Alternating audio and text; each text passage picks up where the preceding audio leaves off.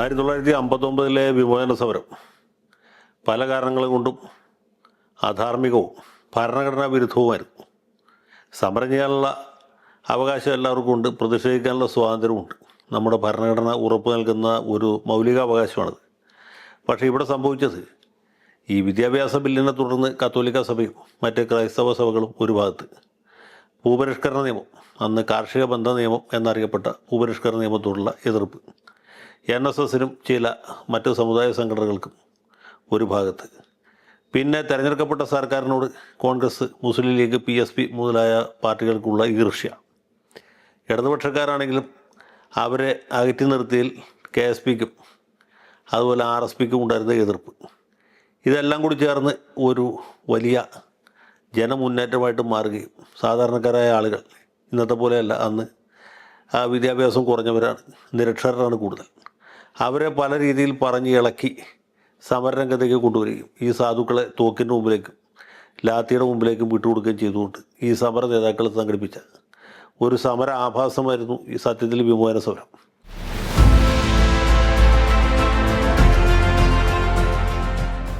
ജവഹർലാൽ നെഹ്റുവിന് സമരക്കാരുടെ ഉദ്ദേശ ലക്ഷ്യങ്ങളെക്കുറിച്ച് അറിയാമായിരുന്നു. അതിൽ CIA അടക്കമുള്ള ദുഷ്ടശക്തികൾ കളിക്കുന്ന പങ്കിനെക്കുറിച്ചും അറിയാമായിരുന്നു. പക്ഷേ അന്ധമായ പുത്രി വാത്സല്യം കൊണ്ട് അദ്ദേഹം നിശബ്ദനായിപ്പോയി എന്നുള്ളതാണ് സത്യം. പിന്നെ മറ്റൊരു സാഹചര്യം ഉണ്ടായിരുന്നു. ഒന്ന്, ദേശാന്തരീയ തലത്തിൽ തന്നെ കമ്മ്യൂണിസത്തിനെതിരായിട്ടുള്ള കുരിശുദ്ധം വളരെ ഊർജിതമായിട്ട് നടക്കുന്ന സമയമായിരുന്നു. അത് ഹാരി എസ് ട്രൂമാൻ്റെ കാലത്ത് തുടങ്ങി വെച്ചാണ്. മാർഷൽ പ്ലാനൊക്കെ ആയിട്ട് പല തെക്ക് കിഴക്കൻ ഏഷ്യൻ രാജ്യങ്ങളിലും ഭരണകൂടങ്ങൾക്ക് കമ്മ്യൂണിസ്റ്റുകളെ ഒറ്റപ്പെടുത്താനും അവരെ തുടച്ചു മാറ്റാനും വലിയ ഫണ്ട് വന്നിരുന്നു. ഇന്ത്യ ആ രീതിയിലുള്ള ഫണ്ട് സ്വീകരിച്ചിരുന്നില്ല. ഇന്ത്യ ഒരു ചേരിചേര രാജ്യമായിട്ട് നിലനിൽക്കുന്നു. പക്ഷേ അമേരിക്കക്കാർക്ക് ഈ ചേരിചേരായ്മയെ തന്നെ കമ്മ്യൂണിസ്റ്റ് അനുഭവമായിട്ടാണ് തെറ്റിദ്ധരിച്ചിരുന്നത്. അവർക്ക് ചേരിചേരായ്മ എന്നുള്ള വാക്കിൻ്റെ അർത്ഥം തന്നെ മനസ്സിലായിരുന്നില്ല. India is a neutral country എന്നാണ് പറഞ്ഞത്. ന്യൂട്രാലിറ്റിയും നോൺ അലൈൻമെൻറ്റും തമ്മിൽ വ്യത്യാസം ഇപ്പോൾ പോലും അവർക്ക് മനസ്സിലായിട്ടുണ്ടോയെന്ന് എനിക്കറിയില്ല. നെഹ്റു തന്നെ ഒരു പ്രച്ഛന്ന കമ്മ്യൂണിസ്റ്റുകാരനാണ് എന്നാണ് ഇവർ ധരിച്ചിരുന്നത്. അപ്പോൾ അതുകൊണ്ട് തന്നെ രാജ്യം വൈകാതെ കമ്മ്യൂണിസത്തിൻ്റെ കരാളഹസ്തത്തിൽ കുടുങ്ങിപ്പോവും. ചൈന പോലെ ഇന്ത്യ ഒരു കമ്മ്യൂണിസ്റ്റ് രാജ്യമായി തീരും എന്നാണ് അന്ന് അമേരിക്കൻ പ്രസിഡൻ്റായിരുന്ന ഐസനോവറും സ്റ്റേറ്റ് സെക്രട്ടറി ആയിരുന്ന ജോൺ ഫോസ്റ്റർ ഡള്ളസും ധരിച്ചിരുന്നു. അതുകൊണ്ട് തന്നെ അമേരിക്കക്കാരുടെ പ്രവർത്തനം ഇവിടെ വളരെ ഊർജിതമായിരുന്നു. ചില പത്രസ്ഥാപനങ്ങൾക്കൊക്കെ അമേരിക്കയിൽ നിന്ന് ഫണ്ട് കിട്ടിയിരുന്നു, പുരോഹിതന്മാർക്ക് പണം കിട്ടിയിരുന്നു, മറ്റ് സമുദായ സംഘടനകൾക്കും ഈ കമ്മ്യൂണിസ്റ്റുകാർക്കെതിരെ പ്രവർത്തിക്കുന്നവർക്കൊക്കെ ഡോളർ ആയിട്ട് കിട്ടിയിരുന്നു. അപ്പോൾ ഇങ്ങനെ ഒരു പണത്തിൻ്റെ സ്വാധീനവും അതിനകത്ത് പ്രധാനമായിട്ടുണ്ട്. പിന്നെ കത്തോലിക്ക സഭ, ഈ മന്ത്രിസഭ അധികാരത്തിൽ വന്ന അന്ന് മുതൽക്ക് തന്നെ ഇതിനെതിരായിട്ടുള്ള പ്രചാരണ വേല തുടങ്ങിയിരുന്നു. അതിൽ പല കാരണങ്ങളുണ്ടായിരുന്നു. ഒന്നാമത്, കമ്മ്യൂണിസം തന്നെ മതവിരുദ്ധമാണ്, ക്രിസ്തുമതത്തിനെതിരാണ്. റഷ്യയിലും മറ്റുമൊക്കെ ധാരാളം പള്ളികൾ പൂട്ടിപ്പോയിട്ടുണ്ട്, വൈദികരെ പീഡിപ്പിച്ചിട്ടുണ്ട്, മെത്രാന്മാരെ നാട് കടത്തിയിട്ടുണ്ട് എന്നൊക്കെയുള്ള ഭയമുണ്ടായിരുന്നു. കമ്മ്യൂണിസത്തെക്കുറിച്ചുള്ള ഭയവും സംശയവും അത് കത്തോലിക്കരുടെ ഇടയിൽ മാത്രമല്ല, പൊതുസമൂഹത്തിൽ തന്നെ ശക്തമായിട്ടുണ്ടായിരുന്നു. ഇവർ പള്ളികൾ പൊളിക്കും, വൈദികരെ പീഡിപ്പിക്കും, മെത്രാന്മാരെ നാട് കടത്തും എന്നൊക്കെയുള്ള ധാരണയും ആ രീതിയിലുള്ള പ്രചരണവും ഒരു ഭാഗത്ത് നടന്നു. മാത്രമല്ല, നമ്മുടെ നാട്ടിലെ കത്തോലിക്കരൊക്കെ അന്ന് സന്ധ്യാപ്രാർത്ഥനയിൽ റഷ്യയുടെ മോചനത്തിന് വേണ്ടി പ്രാർത്ഥിച്ചിരുന്ന കാലം കൂടിയാണ്. അപ്പോൾ അങ്ങനെ ഒരു സവിശേഷ സാഹചര്യത്തിലാണ് ഇവിടെ ഒരു കമ്മ്യൂണിസ്റ്റ് സർക്കാർ ബാലറ്റ് പേപ്പറിൽ കൂടി അധികാരത്തിൽ വരുന്നത്. അപ്പോൾ അതുകൊണ്ട് മതമേലധ്യക്ഷന്മാർ ഇതിനെ ശക്തമായിട്ട് എതിർത്തു. ആദ്യഘട്ടത്തിൽ കമ്മ്യൂണിസ്റ്റ് സർക്കാരിനെ അനുകൂലിച്ചതാണ് NSS. പക്ഷേ പിന്നീട് അവരും താളം മാറ്റി ചവിട്ടി. അങ്ങനെയാണ് ഈ ഭൂപരിഷ്കരണ നിയമത്തിന് ശേഷം NSS കൂടി വളരെ ശക്തമായ രീതിയിൽ സമരരംഗത്തേക്ക് വന്നത്. അങ്ങനെയാണ് സമരത്തിന് വലിയ ശക്തി ഉണ്ടായത്.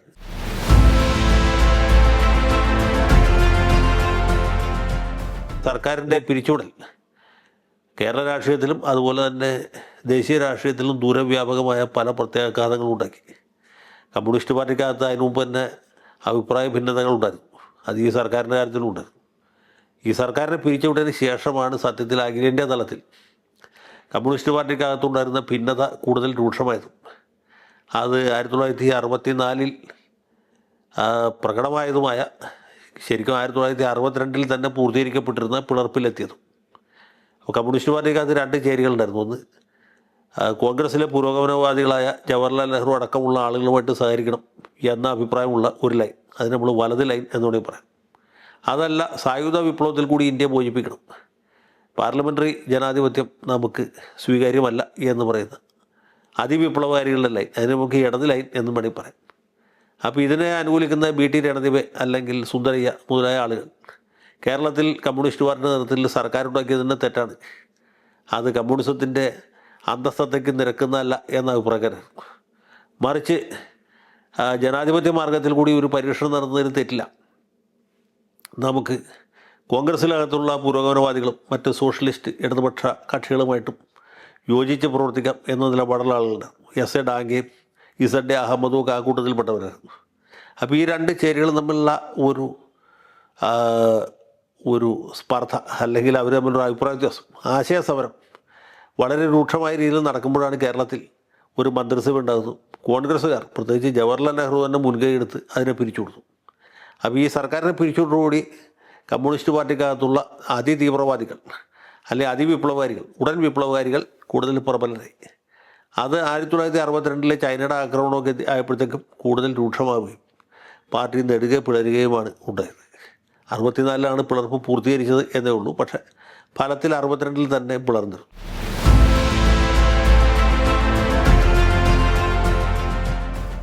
ഇത് കേവലം രാഷ്ട്രീയമായിട്ടുള്ള ഒരു സമരം മാത്രമായിരുന്നല്ലോ, അതിൻ്റെ അകത്ത് വർഗീയമായ ഒരു തലമുണ്ടായിരുന്നു. വർഗപരമായ തലം പോലെ വർഗീയമായ ഒരു സമരം കൂടി അതിൻ്റെ അകത്തുണ്ടായിരുന്നു.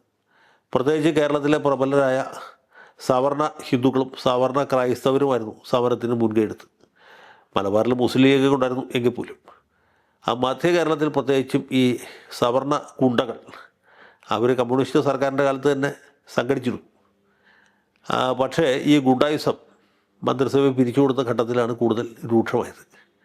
അന്ന് ഇഴവരാതി പിന്നാക്ക സമുദായക്കാർ അതുപോലെ പട്ടിക സമുദായക്കാരൊക്കെ വലിയ ആക്രമണങ്ങൾക്കിരയായി. ഈ പാവപ്പെട്ട ആളുകളുടെ കുടിലുകൾ കത്തിക്കുക, അവരുടെ വീട്ടുമുറ്റത്ത് കൃഷി ചെയ്തിട്ടുള്ള ചേമ്പും വാഴയും ഒക്കെ നശിപ്പിക്കുക, ചെത്ത് തെങ്ങിൻ്റെ കൂല ചെത്തിക്കളയുക, അങ്ങനെ ചെത്തുകാരുടെ ഉപജീവനമാർഗ്ഗം ഇല്ലാതാക്കുക, പിന്നെ ഇഴവരെയും പുലരെയൊക്കെ ഓടിച്ചിട്ട് തല്ലുക, അവരുടെ സ്ത്രീകളെ മാനഭംഗപ്പെടുത്തുക, ഇങ്ങനെ ഒരുപാട് അതിക്രമങ്ങൾ ആ സമയത്ത് നടക്കുകയുണ്ടായി. പ്രത്യേകിച്ച് ഈ മന്ത്രിസഭ പിരിച്ചുവിട്ടതിന് തൊട്ട് പിന്നാലെ അന്ന് അന്ന് കോൺഗ്രസ് നേതാവും MLA യും അതുപോലെ തന്നെ SNDP യോഗം ജനറൽ സെക്രട്ടറിയുമായിരുന്ന KR നാരായണൻ, നമ്മുടെ രാഷ്ട്രപതിയായ നാരായണനല്ല, മറ്റൊരു നാരായണനുണ്ടായിരുന്നു. അദ്ദേഹം ഈ ഇടവർക്ക് നേരെ ആക്രമണമുണ്ടായ പ്രദേശങ്ങളൊക്കെ സന്ദർശിച്ച് ഒരു പ്രസ്താവന പുറപ്പെടുവിക്കുകയുണ്ടായി. അത് വായിച്ചാൽ നമുക്കറിയാം എത്ര വലിയ അക്രമങ്ങളാണ്, എന്തൊക്കെ അതിക്രമങ്ങളാണ് ഈ കോട്ടയം ജില്ലയിലും എറണാകുളം ജില്ലയിലും തൃശ്ശൂർ ജില്ലയുടെ ചില ഭാഗങ്ങളിലുമൊക്കെ ഉണ്ടായത് എന്നുള്ളത്. അപ്പോൾ ഇങ്ങനെ കേരളത്തിലെ പൊതുസമൂഹത്തിൽ തന്നെ വലിയ ചലനങ്ങൾ സൃഷ്ടിച്ച ഒരു സംഭവമാണ്. മാത്രമല്ല, വിമോചന സമരം ഉൽപ്പാദിപ്പിച്ച വർഗീയതയുടെ ഒരു ഉപോൽപ്പന്നമാണ് പിന്നീട് കോൺഗ്രസിൽ തന്നെ പിളർപ്പുണ്ടാക്കുകയും ഈ കേരള കോൺഗ്രസ്സായിട്ട് രൂപാന്തരം പ്രാപിക്കുകയും ചെയ്തത്. അപ്പോൾ സർക്കാരിനെ പിരിച്ചുകൊടുത്ത സമയത്ത് തന്നെ പ്രബല സമുദായങ്ങൾ മുൻകൈ എടുത്തൊരു രാഷ്ട്രീയ പാർട്ടി ഉണ്ടാക്കുന്നതിനെ കുറിച്ചുള്ള ചർച്ചയുണ്ടായിരുന്നു. പക്ഷേ നെഹ്റു അതിശക്തമായി വിലക്കിയതുകൊണ്ട് മാത്രമാണ് കോൺഗ്രസ് നേതാക്കന്മാർ അന്ന് പിന്മാറിയത്. പക്ഷേ പിന്നീട് ഈ മനത്ത് അവരും ക്രൈസ്തവ പുരോഹിതന്മാരും മുൻകൈ എടുത്തിട്ട് R ശങ്കറിൻ്റെ മന്ത്രിസഭ തകർക്കുകയും കേരള കോൺഗ്രസ് എന്ന് പറഞ്ഞ ഒരു രാഷ്ട്രീയ പാർട്ടിക്ക് തുടക്കം കുറിക്കുകയും ചെയ്തു. അങ്ങനെ ഈ ഭസ്മാസുരന് വരം കൊടുത്ത അവസ്ഥയിലായി കോൺഗ്രസ് പാർട്ടി. കോൺഗ്രസ്സുകാർ കമ്മ്യൂണിസ്റ്റുകാരെ തകർക്കാൻ വേണ്ടിയിട്ട് ഇതുപോലെ ചില ഛിദ്രശക്തികൾക്ക് വളം വെച്ചു. അവർ അടുത്ത ഘട്ടത്തിൽ കോൺഗ്രസിനെ തന്നെ തകർക്കുകയും മറ്റൊരു പ്രാദേശിക പാർട്ടി രൂപീകരിക്കാൻ കളമൊരുക്കുകയും ചെയ്തു. അപ്പോൾ ഇങ്ങനെ ഒരുപാട് സംഗതികൾ ഈ വിമോചന സമരവുമായിട്ട് ഉണ്ടായിട്ടുണ്ട്. അതിൻ്റെ ദൂഷ്യഫലങ്ങൾ ഇന്നേ ദിവസം പോലും നമ്മുടെ പൊതുസമൂഹത്തിൽ വ്യക്തവുമാണ്. അതിൽ പ്രധാനപ്പെട്ടൊരു കാര്യം, ഈ മതമേലധ്യക്ഷന്മാർക്കും സമുദായ നേതാക്കന്മാർക്കൊക്കെ മുഖ്യധാര രാഷ്ട്രീയ പാർട്ടികൾ വഴങ്ങാൻ നിർബന്ധിതരായി എന്നുള്ളതാണ്. അവരെ വെറുപ്പിച്ചുകൊണ്ട് അവർക്ക് അഹിതകരമായ ഒരു തീരുമാനവും എടുക്കാൻ ഞങ്ങൾ സന്നദ്ധരല്ല എന്ന വളരെ വ്യക്തമായ ഒരു സന്ദേശമാണ്, കീഴടങ്ങൽ സന്ദേശമാണ് ഈ വിമോചന സമരത്തിൽ കൂടി പൊതുസമൂഹത്തിന് മുമ്പിൽ മുഖ്യധാര രാഷ്ട്രീയ പാർട്ടികൾ നൽകിയത്. പിന്നെ അതിൻ്റെ ഒരു പ്രത്യേകത എന്ന് പറഞ്ഞാൽ 1967 ആകുമ്പോഴത്തേക്കും ഈ സമരത്തിന് മുൻകൈ എടുത്ത ആളുകളും കമ്മ്യൂണിസ്റ്റ് പാർട്ടികളും തമ്മിൽ സമരസപ്പെടുകയും കമ്മ്യൂണിസ്റ്റ് പാർട്ടിയുടെ ആദർശങ്ങളിലും ആശയങ്ങളിലുമൊക്കെ ഈ നേരത്തെ പറഞ്ഞ വിരുദ്ധന്മാർക്ക് വേണ്ടിയിട്ട് പല വിട്ടുവീഴ്ചകളും ചെയ്തു എന്നുള്ളതുമാണ്. ഇപ്പോൾ 1967 നമ്പൂരിപ്പാടിൻ്റെ രണ്ടാമത്തെ മന്ത്രിസഭ വരുമ്പോൾ സമര നേതാക്കന്മാരായ പല ആളുകളും ഈ മന്ത്രിസഭയിലെ അംഗങ്ങളായിരുന്നു. ഉദാഹരണത്തിന് CH മുഹമ്മദ് കോയ, അല്ലെങ്കിൽ അഹമ്മദ് കുരുക്കൾ, പിന്നെ TK ദിവാകരൻ, PK കുഞ്ഞ്, ഇവരൊക്കെ വിമോചന സമരത്തിൻ്റെ നായകന്മാരായിരുന്ന ആളുകൾ. അപ്പോൾ ഇവരെയൊക്കെ ഉൾക്കൊള്ളേണ്ട ഒരു തലത്തിലേക്ക് കമ്മ്യൂണിസ്റ്റ് പാർട്ടി വിട്ടുവീഴ്ച ഉണ്ടായിട്ട് വന്നു. അങ്ങനെ വിട്ടുവീഴ്ചകളുടെ തുടക്കം ഈ 1960-ന് ശേഷമാണ്. കമ്മ്യൂണിസ്റ്റ് പാർട്ടി ഒറ്റയ്ക്ക് മത്സരിച്ച് ജയിക്കാൻ പറ്റും എന്നുള്ള വ്യാമോഹം നഷ്ടപ്പെട്ടു. കോൺഗ്രസിനും ഇല്ലാതായി, കമ്മ്യൂണിസ്റ്റ് പാർട്ടിക്കും ഇല്ലാതായി. കമ്മ്യൂണിസ്റ്റ് പാർട്ടി പിളർന്ന് രണ്ടായി. കോൺഗ്രസ്സിൽ 1964 പിളർപ്പുണ്ടായി, കേരള കോൺഗ്രസ് ഉണ്ടായി. 69 ദേശീയ തലത്തിൽ തന്നെ പിളർന്നു. അങ്ങനെ പ്രധാനപ്പെട്ട രണ്ട് പാർട്ടികൾക്കും വലിയ ശക്തിക്ഷയം സംഭവിച്ചു. അതിൻ്റെ ഫലമായിട്ടാണ് പിന്നീട് 67 മുതൽക്ക് നിരന്തരമായിട്ട് മുന്നണി മന്ത്രിസഭകൾ വന്നത്. അത് ഇന്നേ ദിവസം വരെ തുടരും.